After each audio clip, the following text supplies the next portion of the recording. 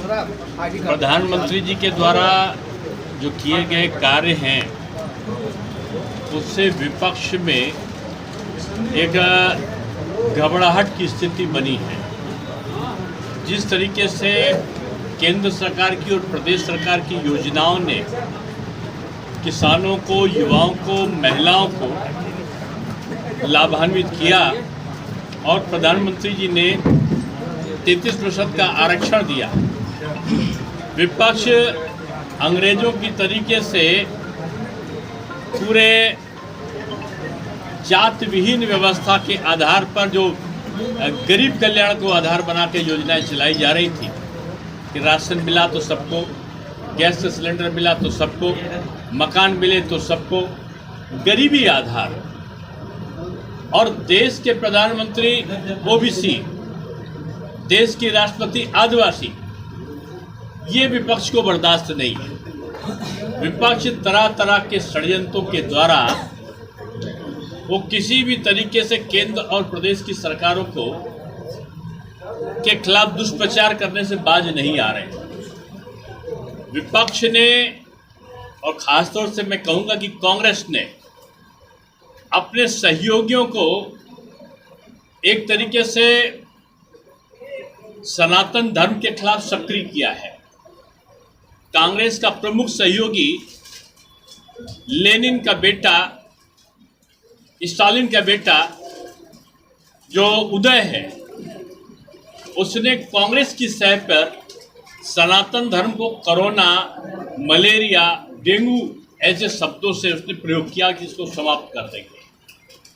कांग्रेस ने इसके पहले श्री राम जन्मभूमि है नहीं, राम काल्पनिक है, राम सेतु बंद रामेश्वरम का अस्तित्व नहीं है, ऐसे बयान दिए थे। मैं समझता हूँ ये लोग देश को बांटना चाहते हैं और सनातन धर्म के खिलाफ जो अंतर्राष्ट्रीय साजिश है उसका शिकार कहीं ना कहीं यहाँ के कुछ प्रमुख लोग हैं जो सनातन धर्म को गाली भी देते हैं, उसको नष्ट करने की बात भी करते हैं। और यही धर्म है जो सबको एक करने की बात करता है और जीव जंतु तक में समानता का भाव हो उसकी परिकल्पना करता है। और मुझे खुशी है कि जो प्रधानमंत्री जी हैं उन्होंने अपने देश की सांस्कृतिक विरासत को ऊंचा ले जाने में बड़ा महत्वपूर्ण योगदान दिया है। अगर आप देखो तो इधर नैमिषारण्य मथुरा का विकास प्राधिकरण, तो इधर मिर्जापुर का विंध्यवासिनी माता का एरिया का डेवलपमेंट, यानी सांस्कृतिक धार्मिक जो सहिष्णुता है उसमें इजाफा करने का काम केंद्र और प्रदेश की सरकारों ने एक समन्वित रूप में किया है। मोदी और योगी आज एक का जो समन्वय है वो विकास का एक आइडियल मॉडल बने हैं। और मैं समझता हूँ कि तीसरी बार प्रधानमंत्री के रूप में पहले से अधिक बहुमत के साथ प्रधानमंत्री आएंगे। और इसी घबराहट के कारण एक बार विपक्ष अपनी पुरानी साजिशों को लेकर वो आ रहा है। वो अनुसूचित का, वो पिछड़े का, वो गरीब सवर्णों का, अल्पसंख्यक का कल्याण नहीं चाहते। वो आर्थिक रूप में, सामाजिक रूप में, शैक्षिक रूप में उनके उन्नयन की बात नहीं करते। वो अपना पुराना फार्मूला अपना के आपस में लड़ाओ, इस प्रकार की घटनाओं को वो कार्य रूप देने का सपना देख रहे हैं, वो पूरा नहीं होगा। और मोदी जी एक बार, तीसरी बार फिर से जीत कर जाएंगे। जौनपुर दीनदयाल उपाध्याय जी की कर्मस्थली रहा है, वो यहीं से चुनाव भी लड़े थे। और मैं कह सकता हूँ कि अब की भारी मार्जिन से लोकसभा में जौनपुर का प्रतिनिधि पहुँचेगा और लोकसभा में 80 की 80 सीटें बीजेपी की झोली में आएंगी। यूपी में जातीय जनगणना कब तक?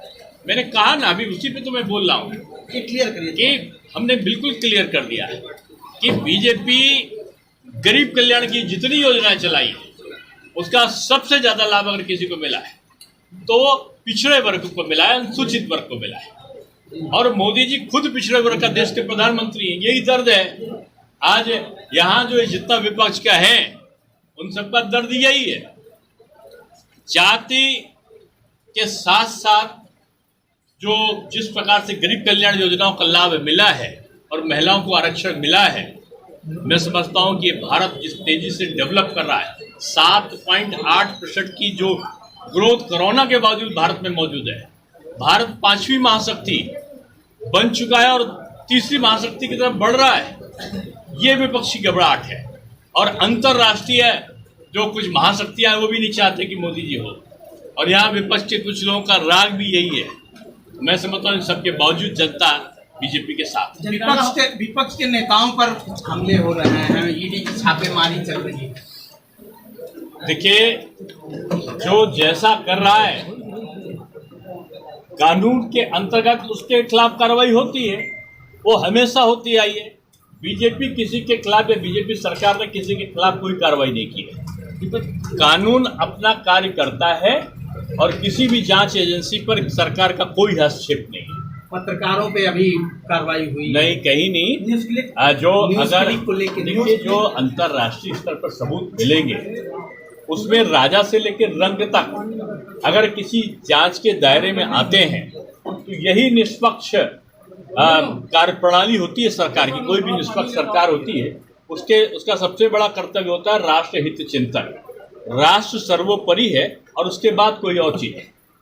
थोड़ा कानून व्यवस्था पे नहीं, जहां भी अपराध किया है जिसने भी, वो कठोरतम दंड का पात्र बने। अभी तक कानपुर में कार्रवाई नहीं हुई, बुलडोजर सभी जगह होगी कार्रवाई।